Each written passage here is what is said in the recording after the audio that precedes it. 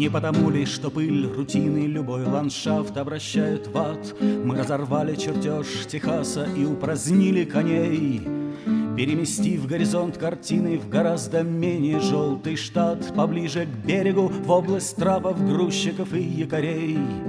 Не от того ли, что шум прибоя напоминает дыхание льва, мы устранили хор альты, ругая и басы понося, и поменяли юнца-ковбоя на морехода, чья голова, увы, сединами, как морской солью, осыпана вся.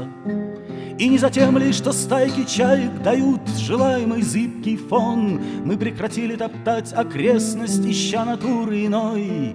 И вот новейшая из мозаик пошла расти с 4 сторон, с огромным скрипом, чему как автор, так и фигуры виной. Отвергнув это и то, отторгнув и слишком мало найдя взамен, мы все же, черт подери, творим буквально из ничего.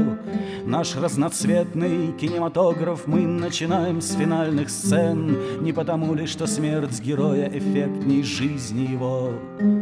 Это потом мы нахмурим взоры и установим, что наш моряк был любопытный, пьющий ром и глядящий на небо тип, и что из принципа все моторы он называл не иначе, как исчадьями ада, и под парусом плавал, пока не погиб.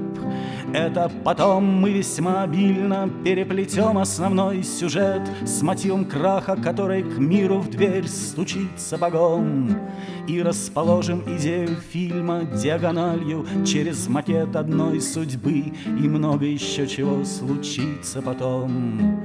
Но пока никому на свете ни слез, ни радости, ни суля бумажный парусник, сквозь море брызги берега дым мелькает в кадре и свищет ветер, и, удаляясь, молчит земля, и что бы ни было впредь, да здравствует наша Америка, Джим.